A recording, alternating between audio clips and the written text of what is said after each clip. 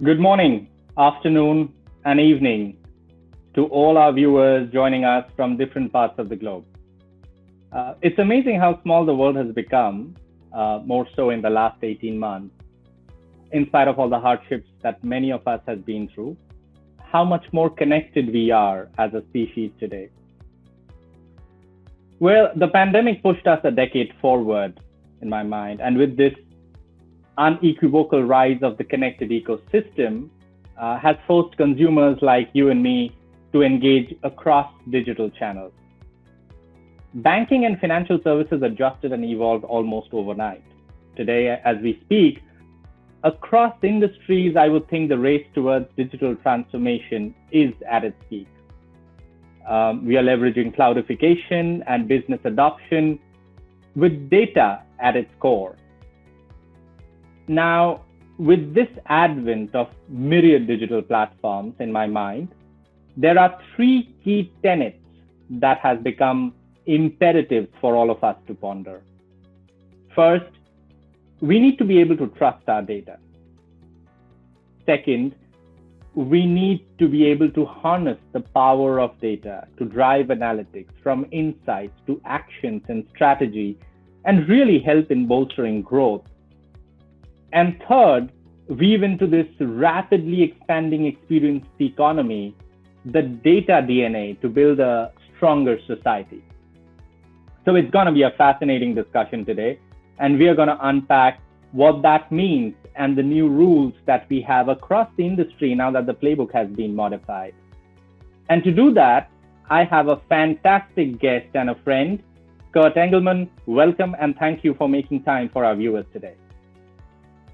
Yeah, of course. Thanks for having me, Parijat. You and I have gotten to work together in the past, and I also consider you a friend, so I'm looking forward to our conversation. Awesome, and welcome again. Kurt, taking you to some of our previous discussions and comments that we had, right? I would like to think of modeling our discussion today in three distinct parts, right? First, I would like to get your thoughts on this immense digital transformation that's ongoing in the banking and financial services industry, and you're at the center of it. Second, the exponential rise of analytics, right? It reminds me of the Star Wars Enterprise, and the whole dialogue on data and our focus on data governance. And third, if you have time, I would love to talk about the growing experience economy, right? And the impact of financial services being a pillar of society. So I'm kind of registering your nod as an alignment to my tenets of the discussion today. And let me get to the first question to you on this new age of banking. So we all know the last 18 months has shifted the normal, and we are not looking back. We are going to look forward, right? Banking has evolved with tremendous intertwining. It's got the convergence of technology together. I'm almost reminded of a talk I heard some days back from the Microsoft CEO, Satya Nadella, who alluded that every organization today in some form is a technological company, right? In that vein, my view is banks will be eventually like IT companies moving money, right? That's obviously an exaggeration, but what is your perspective in this new age of banking, and how do you see this learning curve mature from an insider's lens? Yeah, good question. Maybe I'll start with an introduction first, since you and I know each other, but maybe not everyone knows who I am. My name is Kurt Engleman, and I've spent the last 20 years working in the financial services industry across roles in project management, process improvement, and risk management. And in my current position, I'm the Chief Risk Officer for the Finance Division at Capital One. And think of the Finance Division as like the Chief Financial Officer's organization. So things like capital markets and accounting and financial planning and regulatory reporting. And again, my team is kind of the risk organization for the CFO. I will have to give a disclaimer, like any opinions I share today are solely my own and don't necessarily represent the views of Capital One. So I'll talk a little bit about like my perspective, but not necessarily the view of Capital One. I think on your first question here, kind of on the new age of banking and a little bit about how the pandemic impacted us. Maybe first I'll start with the narrow view of the pandemic. I think one of the things that you touched on was that the pandemic pushed people to limit physical interactions with each other. So then technology connected us to others, and like services that connected us became really important. So I think like a few implications of that is that digital interactions and communication have maybe taken a higher priority or more time in people's lives. So I think about working remotely, like I'm sitting at home today in my office at home, which I've been here for, 18 months now at this point, which is not something I would have ever predicted in the past. Things like video conferencing are really important, and folks are using online services to like order food or shop or get entertainment, or even do banking. So I think that's an important connection there. With all that digital stuff, geography becomes less important. And I think we've seen companies make investments in the digital space. You had mentioned like the new age of banking, and I kind of think it might be a new chapter in a long book of technology in banking, because I think that historically technological innovation has always been at the forefront of banking. And I'll give a couple examples. Like on the customer side of the house, you could rewind like almost 200 years. And if I did a little research on this, but like I remember as a kid going to like the drive-through window at a bank, and it had, I guess, what like the pneumatic tubes where you would put your like check or information in, and the vacuum would kind of like suck it up and spit it over to the teller. Pneumatic tubes were actually invented in 1854. And then I think banks saw an opportunity to figure out how to use that technology so that customers wouldn't have to come into the bank lobby to transact and instead could stay in their car. And I think a lot of pneumatic tubes were installed in drive-up windows in the 40s and 50s. And then you saw that like then become something like an automated teller machine. I think the first one was installed in London outside of a Barclays branch in 1967. And so not only did you then not have to go into the bank, but you could bank at off hours when the bank wasn't open. And then you saw ATMs become more and more sophisticated, like they could check account balances and be located in non-branch locations. I think then online banking became a pretty big deal, and I believe Stanford Federal Credit Union is the financial institution that's kind of credited with launching online banking for all of its customers in 1994. And then, you could access your bank account at home. You didn't have to go to an ATM. And then online banking matured, and you could do things like pay bills without having to write checks physically. And now we've got smartphones, and so you can, like in the palm of your hand, do all that stuff, like wherever you are. You don't even need to be at a computer. So like that is just a brief history on how I think some examples of how technology has always been prevalent in banking. Fantastic, Kurt. I mean, perfectly makes sense. Love this pneumatic tube and the ATM example. I more so love the comment, it's a new chapter in a long book, right? Which means financial services has always been in the forefront of technology in so many ways. So now I'm gonna throw something at you that has kind of come to be a large belief of mine, and I want to hear your reaction to this, right? So in my years of consulting, I have seen this whole race to digital, right, across industries. That's easy, but the race to transformation or adoption of the same is always an uphill climb, right? I'm sure the first time the pneumatic tubes came up, it was not easy, right? How you get adoption to the process. So I have, and you and me have worked on this too. I have firsthand participated in this rapid movement towards cloudification across organizations and this overall transformation. And the more I see this, I see data is at its center. In my day-to-day client meetings, discussions, that's probably the most common topic. Now, despite this potential, right, banking has been slower than other sectors to adopt this leap to cloud, if you would, right?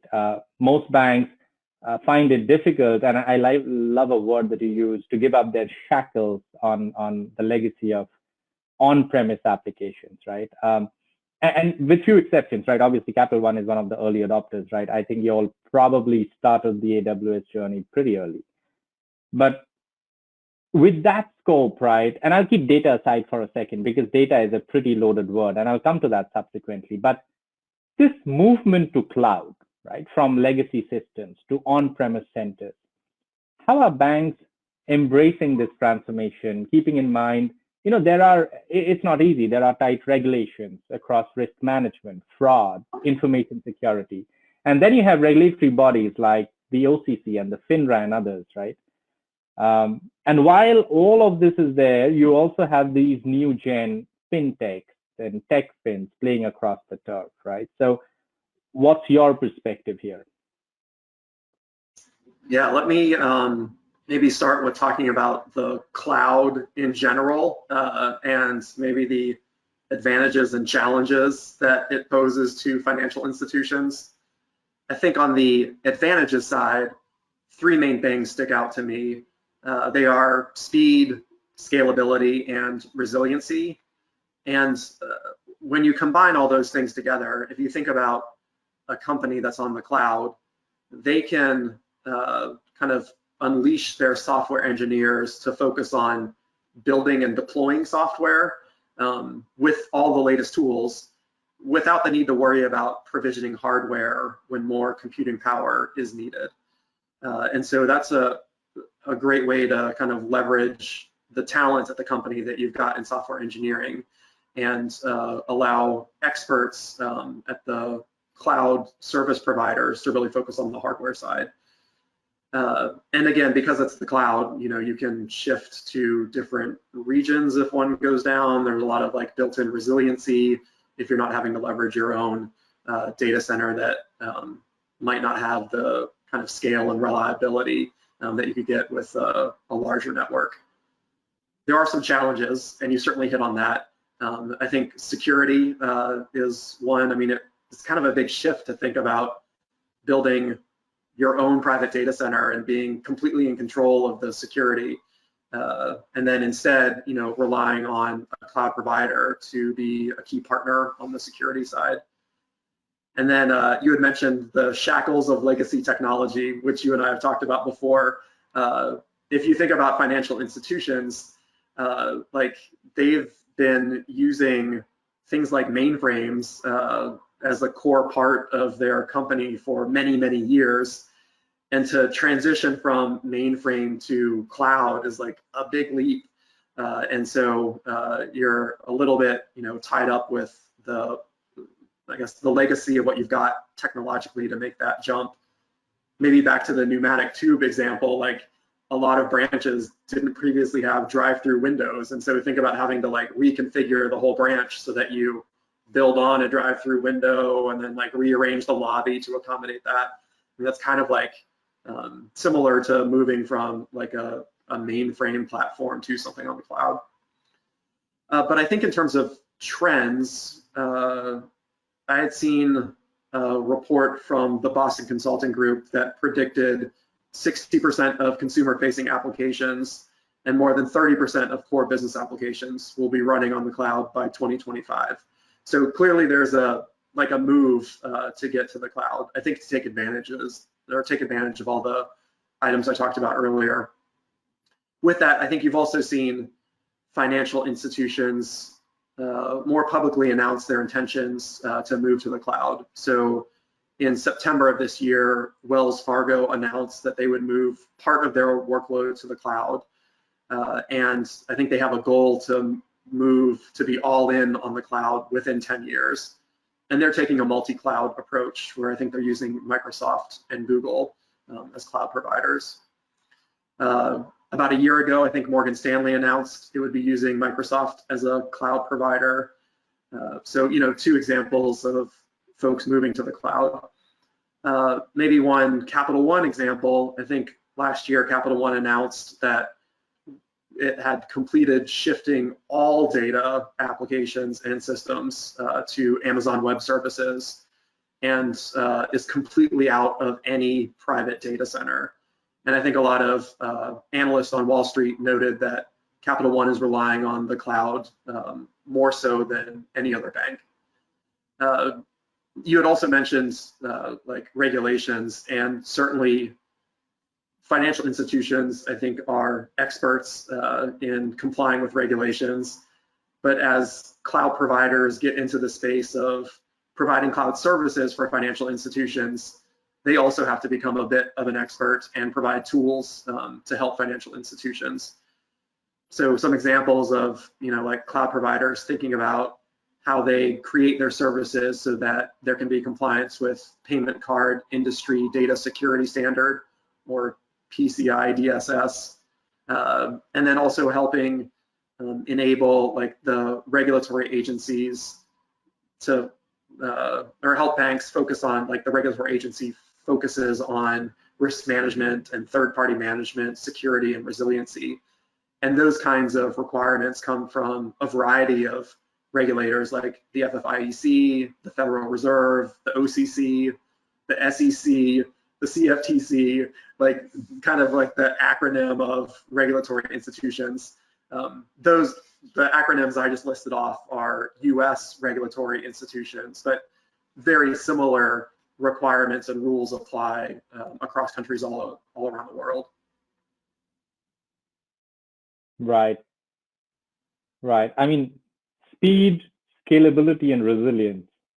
I love that. Right. That's a great way to put how you're moving into the cloud, and perfectly helps understand how other banks, I mean, other than Capital One, which completely went to the cloud, I mean, the other banks are slowly making that move. Not an easy move. So at this juncture, Kurt, I'm gonna go back to the pin I put on data, right? Let me change the course of our discussion towards our second area of focus, my favorite, that's data, right? Strangely, I'm reminded of the miracle on the Hudson, where Captain Sully had just 208 seconds to make a decision that saved lives of 155 people on board. So this is the power of strategic action through proper insight, right? And in my view, the current need of all organizations today is, in many ways, this bilingual talent, which means you need to be these technical ninjas and also really understand the process and the domain. You referred to the tools. Yeah, the tools have improved drastically over the last decade, but the basic premise of continuous improvement is critical, right? And this equation, or in this equation, data is actually a key factor. Now, as an example, by the time someone looks at a piece of data, we know it's been ingested, harmonized, normalized, transformed, almost 32 times. And so I can see the data, but can I trust it? How much do we trust our data? And this question itself unearths some very important topics, right? Topics like data lineage, topics like data governance, the metadata, the taxonomy definitions, right, which are very key for bank and financial institutions. And you and me have discussed at length on some of these, on different occasions.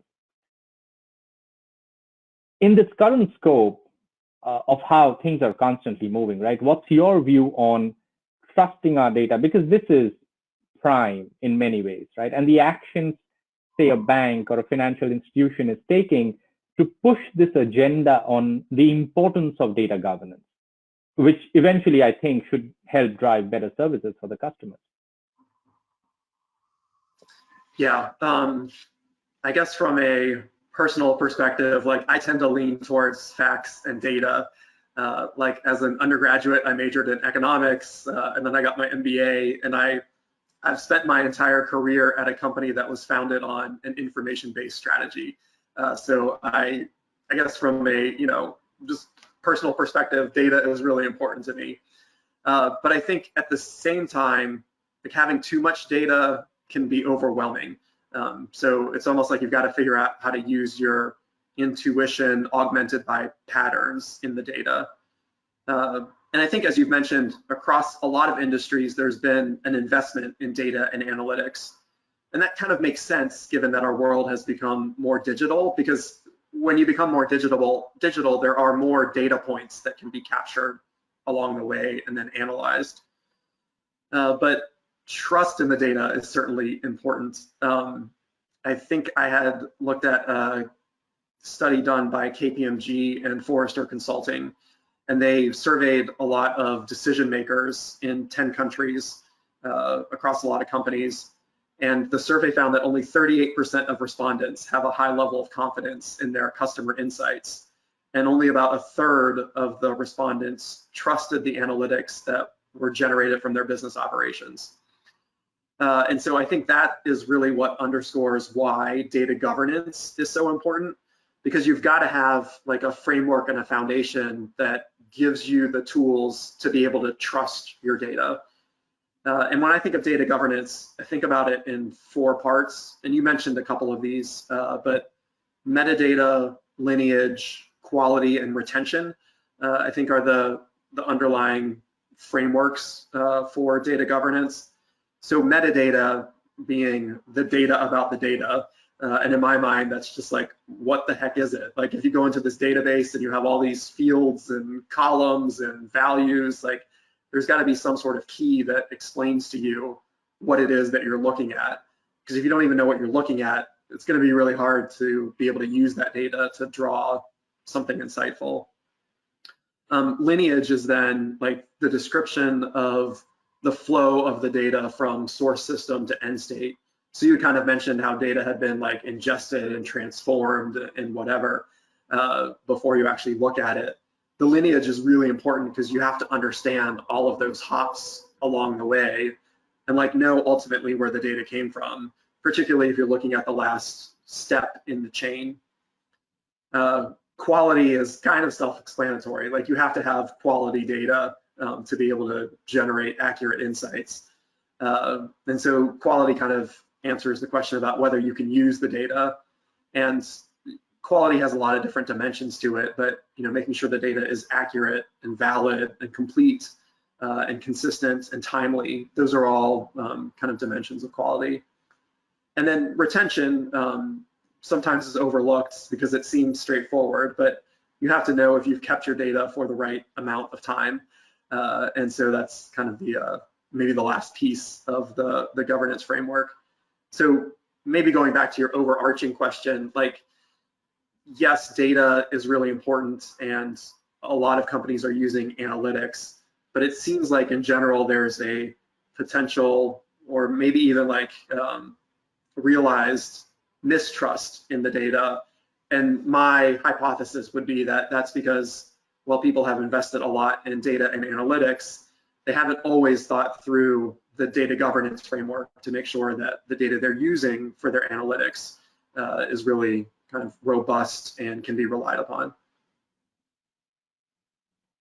Yeah, I was just trying to align to our previous conversation, but that is so well put, right? Where the notion of a mistrust is partly because we need an overarching focus on data governance, right? And that is so well put. Because in my mind, Kurt so rightly said, the agenda of data agility and governance across organizations in equal footing is a top-down leadership commitment and the bottoms-up agile build-up, right? Because it's more of a culture that you build.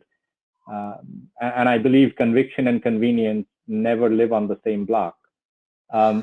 So continuing on that same vein, I think one thought that's on every CXO's mind today, and I'm sure you and the leadership ponder on this, is how effectively can you leverage data analytics and really revolutionize this insight to action value chain. An example comes to mind, late 90s, probably in school, when the IBM's chess-playing supercomputer Deep Blue beat Garry Kasparov, right? He was then the reigning world champion. And it became apparent how, computers could make judgments on par and even better at the sharpest human mind. I was reading an article the other day which kind of even added one more to that, which said a decade later, AlphaGo, it's a computer program that was developed by DeepMind Technology, defeated this person called Lee Sedol. He was the world's best Go player, and I didn't know what Go was. So I went and checked it, and it looks like you can have 10 to the power 300 possible moves or similar in Go, right? So that's the kind of power of analytics and decision making when you ride on something like cloud computing. Now, I was trying to context that, right? And contextually, when I think of that from a bank or a financial services organization perspective, right? Using digital and analytics, leveraging artificial intelligence and machine learning towards, the key aspects and metrics like increasing deposits or reduction of fraud or addressing risk and financial crime. Now, these are all very crucial constraints. Now, in your view, this massive focus on data analytics across all these realms, how are you seeing this being addressed, right, in tomorrow's ecosystem? How does this play out?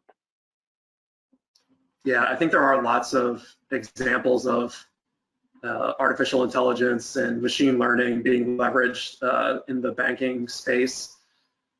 Maybe like I tend to take a risk lens, so I'll give some examples that come to mind for me. You mentioned fraud a bit. It's a tricky balance with fraud because a company like a credit card company or a bank, they're going to want to detect suspicious activity or fraud and stop it so that they don't suffer fraud losses and so that their customers aren't inconvenienced. But there's a flip side to that, that if you block the wrong kinds of transactions, then your customers aren't going to, they're going to get frustrated because the valid transactions aren't going to go through. And so that's why I say it's a tricky balance in terms of how you kind of calibrate the model.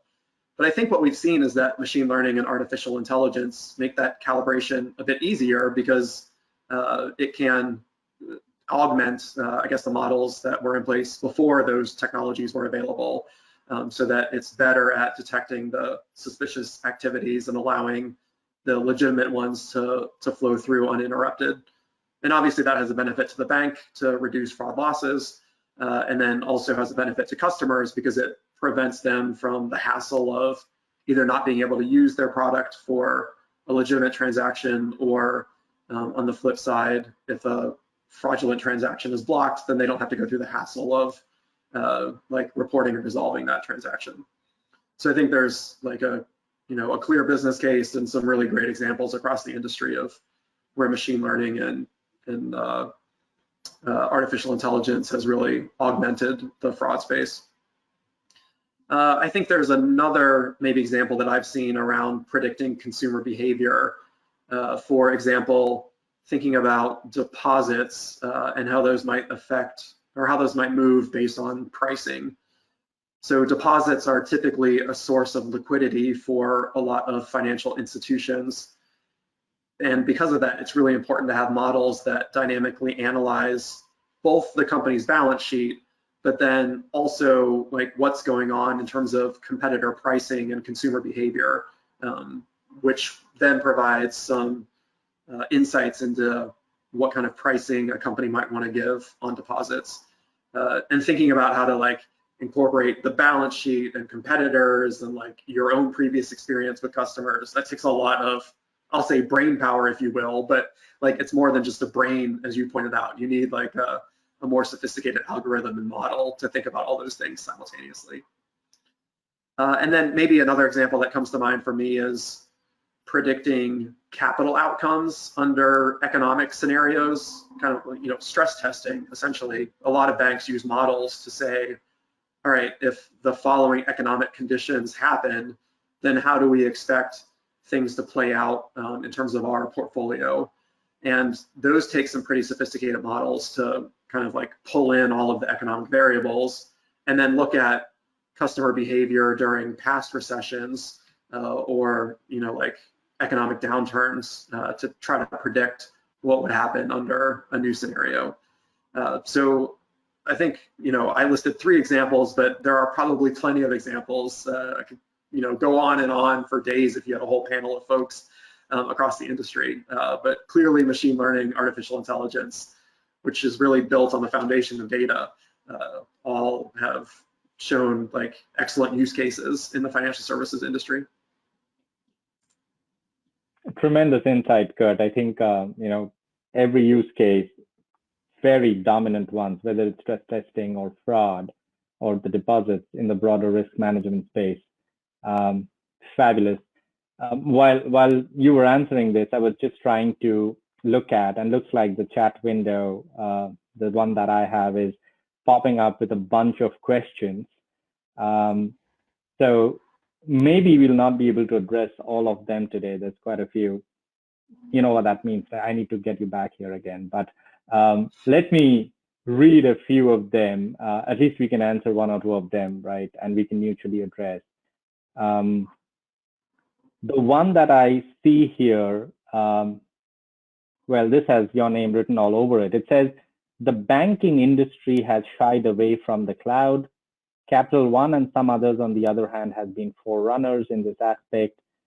Why do you think such is that case, and does that give you an edge in the market? It's similar to what you expect, if you wanted to take that. Sure. I think, Capital One was founded on the idea of an information-based strategy. So like using data and analytics and scientific testing to figure out how to deliver the right product to the right customer at the right time and the right price. And that was a great insight that the founders of Capital One had, which was applied to credit cards, because credit cards back in the day did not have any sort of differentiation. Like, it was only available to you if you had excellent credit history and you were willing to pay the annual membership fee and the associated interest rate, of which there was only like one combination of that per company. So, the information-based strategy was like, all right, let's collect a lot of data to try to make a better decision and differentiate products to give the right thing to the right customer at the right time and the right price. But you need a lot of data to be able to do that. And the benefit of that is you get more customers. And I think from like what's good for customers, you're also able to lend to customers who might not have perfect credit scores, because you're looking at other data sources to figure out whether they're credit worthy. But I give all that background to say, like, because Capital One was founded on this idea of data, I think there's a little bit more maybe willingness or kind of lean into the technology space. And so I think that's one of the, the drivers of some companies being more willing to go into the cloud, is just kind of the understanding that technology and data are so important, and you can really amp those up in the cloud versus having your own private data centers. Yeah, and that's a wonderful differentiation, Kurt, on the whole genesis of where Capital One comes from and why technology comes much easier than some of the traditional banks that's still getting into this journey. So perfect. Let's pick one more, right? And then we can, we'll see if we have time at the end of it. So I like this question. It says, an important part of financial services is regulations, which means being compliant. I don't think any other industry is as regulated as the financial services industry. Considering digital, what are some of the key aspects in addressing compliance and risk management processes, and how is it changing? So I'll take a stab at that, right? And then pass it on to you. Well, in my view, from a digital standpoint, among banking activities, one of the biggest areas of opportunity, with this whole cloudification that's going on, is risk management and compliance, right? Both whether we look at financial risks, such as credit market liquidity, right? Kurt alluded to a lot of them, and non-financial risks like fraud and financial crime. I was reading an article, a McKinsey article some days back, which kind of beautifully addressed this, right? And it said, the few key areas that you would look at and why you would look at that is, you know, data sets are becoming huge and diverse, right? And Kurt, you alluded to that too, right? It's becoming huge and diverse, and there's more data. Now this is generating volumes, and that volume requires analytics. And when you do analytics on that, you need tremendous computing power to some extent. And so the bar for data analytics is getting higher every day for risk management. Now, I come from a very process door background and eventually into equally a data door background. And I think there is a natural convergence of process and data doors, considering compliance and risk management as we go ahead and go forward. Kurt, any views you might have on this? Yeah, I would say certainly financial services is one of the more regulated industries. There are others that also are highly regulated, like telecommunications comes to mind. Maybe, so yes, if you work in a highly regulated industry, you do have to be an expert at complying with regulations. And so certainly I think large financial institutions have that expertise. I think banks are also experts at managing credit risk. And then maybe building on the points you've made a bit, Parijat, I think fintechs are in an interesting space because typically when someone thinks about a fintech, they think about like an excellent customer experience or this stunning design or great products. And a lot of times that can be seen in contrast to like having to comply with regulations or managing maybe what some folks would consider like mundane credit risk. And so I think like there's certainly a challenge and a tension in those things. And when you think about how do you innovate in a highly regulated industry, you have to balance those things out. Like you have to comply with regulations, you have to continue to manage credit risk, but you also then have to come up with a great customer experience and design and products. And so I think there's a challenge certainly in doing both skill sets well.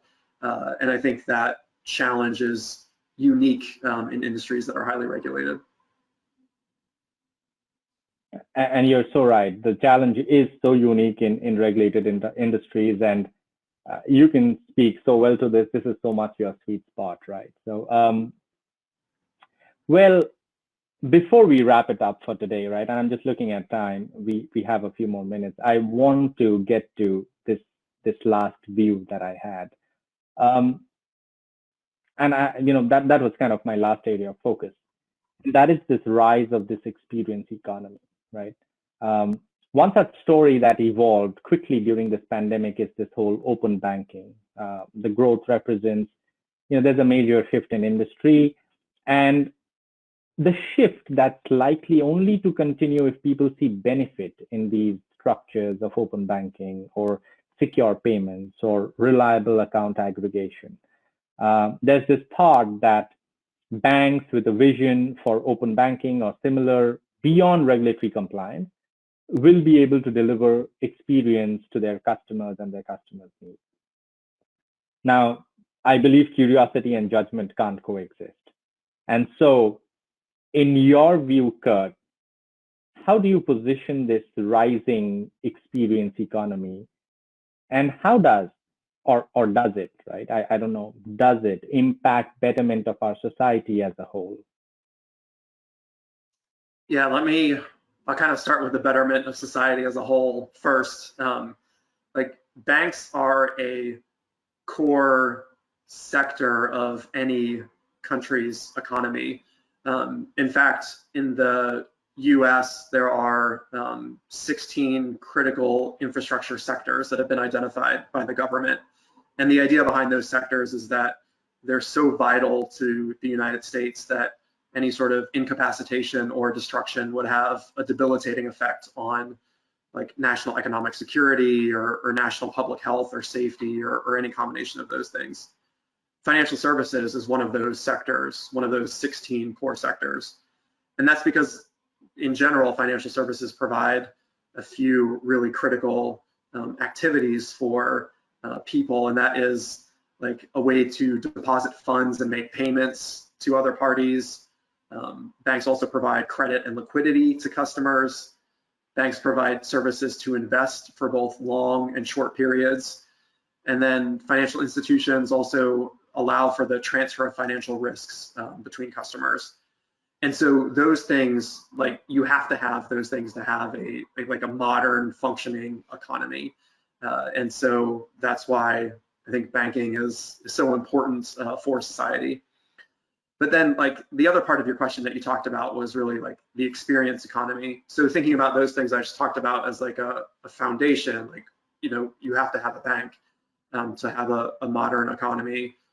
Then building from there, like you can think about places where banks have made things easier or created experiences. So for example, you know, we talked about technology early on in our conversation. Like you can now do that critical thing of making payments to others like from the palm of your hand versus like going into a branch or having to carry cash. I think you've also seen banks be able to translate customer loyalty into helpful perks. So for example, you might earn miles by using your credit card, and then you can convert those miles into travel experiences for yourself or family or friends. And then, you know, we also talked a bit about access to credit, and like tying all this together, you can use data sources to like think about who should be eligible for credit outside of a traditional FICO score, which then allows you to offer lending products to more people who are creditworthy outside of the traditional view of like having a certain FICO score. So when I think about all this together, it's like, yes, you need banks. They're a really important part of the economy. And in recent times, I think we've seen innovations or product features that make things easier or more experiential for bank customers. I couldn't have said that any better. Fantastic. Stay sharp on data governance, have your eye on adoption, and keep ideating the operating model and culture for a better society. Kurt, you said it beautifully. Thank you so much for sharing your time with us, and I really appreciate you joining us today. Yeah, of course. It was great to be here with you and chat about things. Thank you. Bye-bye. All right. See ya.